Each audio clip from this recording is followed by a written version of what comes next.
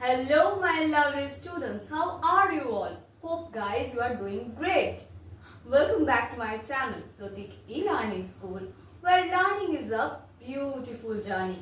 If you want to be a part of this beautiful journey, then subscribe my channel and press the bell icon. So let's start today's class. Today we are going to learn that how to use these office related words in your workplace. So let's start. আজকে আমরা কি শিখতে চলেছি? Office related কিছু vocabulary, কিছু ওয়ার্ডস যেটা আমাদের help করবে অফিসে বা যে কোনো কাজের জায়গায় ইউজ করতে। ইভেন জানা থাকলে কেউ যদি ইউজ করছে মিনিংটাও বুঝতে পারবে, তার কি কাজ রয়েছে সেটাও বুঝতে পারবে। তাহলে চলো আর বেশি দেরি না করে আজকের ক্লাস শুরু করি। আজকে আমরা 5টা এরকম ওয়ার্ড দেখে নেব, ঠিক আছে? চল, প্রথম ওয়ার্ডটা কি রয়েছে? এক্সপেডাইট। এক্সপেডাইট এক্সপেডাইট কি? To speed up the process of something. কোনো কাজের বা কোনো কিছুর কি বলবো, কাজটা যাতে দ্রুত হয় বা দ্রুত সম্পন্ন হয়, সেই জন্য এই ওয়ার্ডটা ইউজ করা হয়। বোঝা গেল? আমরা একটু পরে প্রত্যেকটার এক্সাম্পল দেখবো, সো ডোন্ট ওয়ারি। আচ্ছা, নেক্সট হচ্ছে কন্টিনজেন্সি। কন্টিনজেন্সি কন্টিনজেন্সি মানে হচ্ছে a backup plan in case something goes wrong. Contingency কথাটা তখনই আমরা ইউজ করব যখন কোনো অফিসে ধরো কোনো কিছুতে সমস্যা হয়েছে। ধরো দুটো প্ল্যান করা হয়েছিল, একটা প্রজেক্টের জন্য দুটো প্ল্যান রয়েছে। প্ল্যান এটা কোনো কারণে ভুলভাবে এক্সিকিউট হলো, বা ধরো প্ল্যান এটা এক্সিকিউট করেও লাস্ট অব্দি কিছুটা রেজাল্ট পাওয়া গেল না, তখন একটা ব্যাকআপ প্ল্যান রাখা দরকার, যেটা করলে আলটিমেটলি গিয়ে প্রজেক্টটা সাকসেসফুল হবে। বোঝা গেল? সেই ক্ষেত্রে আমরা এই ওয়ার্ডটাকে ইউজ করে থাকি। নেক্সট হচ্ছে বটলনেক। বটলনেক বটলনেক কথাটা আমরা কখন ব্যবহার করব? ওয়ার্ডটা আ point of কনজেশন that slow down progress.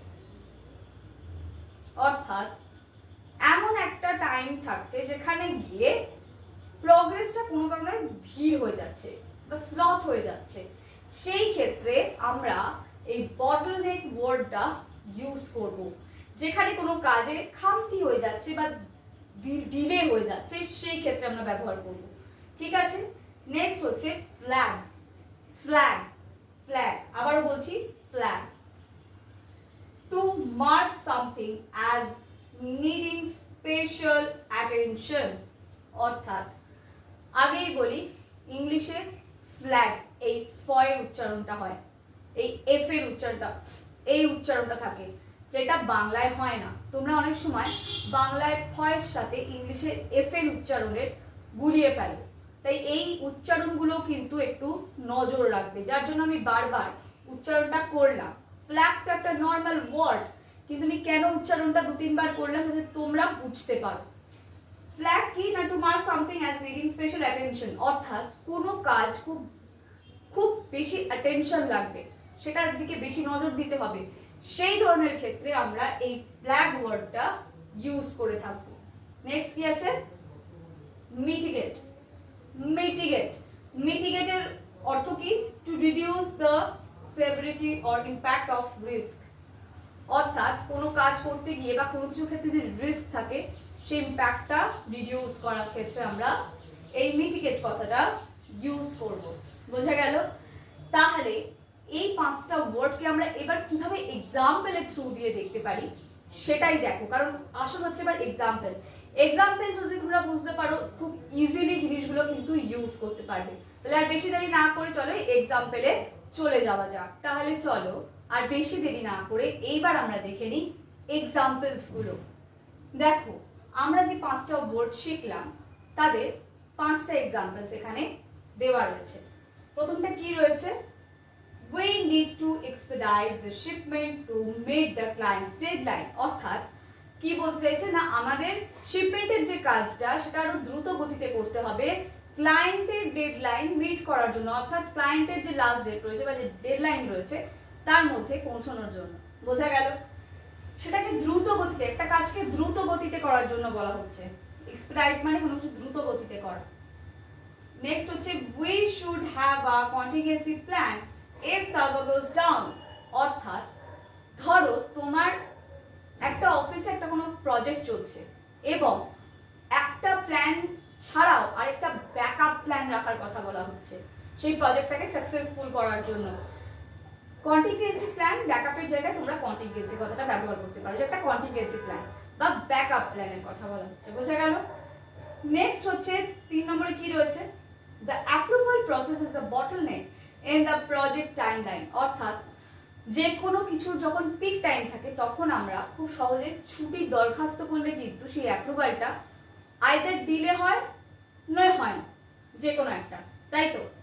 এখানে ব্যাপারটা ঠিক তাই বলছে যে একটা প্রজেক্টের টাইমলাইন যখন থাকে সেই ক্ষেত্রে কোনো ধরো যে কোনো কিছুর একটা অ্যাপ্রুভাল যদি লাগে, বা সেটা ধরো বিশেষ করে আমি হলিডে অ্যাপ্রুভালই বলবো বা ছুটির অ্যাপ্রুভাল, সেই ক্ষেত্রে সেটা স্লথ হয়ে যায়, সেই কাজটা ধীর হয়ে যায় বা ডিলে হয়। বোঝা গেল?